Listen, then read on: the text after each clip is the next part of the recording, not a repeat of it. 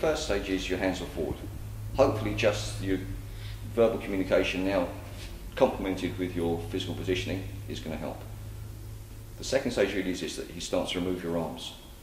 The third stage is that perhaps now he starts to grab your arms, he starts to try and climb over, and perhaps, grab in some kind of way.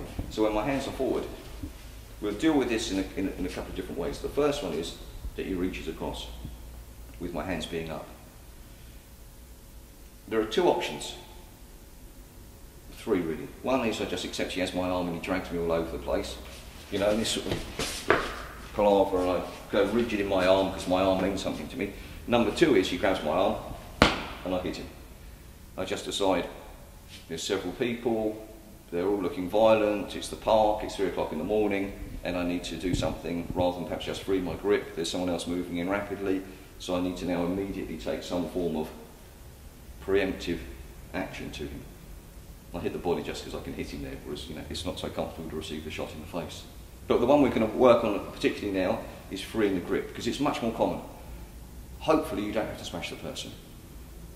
However, there's a good chance sometime in your time that someone decides they want to grab your arm and perhaps start to dominate you. It's all psychological, because if I was really in a serious problem, his immediate thing would be to punch me. So gripping is always a precursor, and it may not go beyond this, especially for women, guys being a little bit of an annoyance and wants to pull you around a bit, so you're dragged around a bit by your arm. And for another guy, it's usually a little bit like your mind, and trying to put the wheel, that domination on you. So the important thing is, again, I gain control of myself. I can't, as I say, mentally make him let go. So I have the choice of I accept and he now drags me around, I strike him, or I just immediately free my grip. So this is what we're going to concentrate on now. He grips, and I'd like to regain control of my arm and be back to this position. So I go forward with the elbow to him, and then replace. I go forward and replace. If we do the other arm, forward with the elbow. So it's leverage. Some common mistakes are this.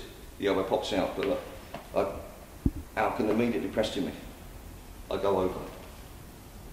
He grips, I go over.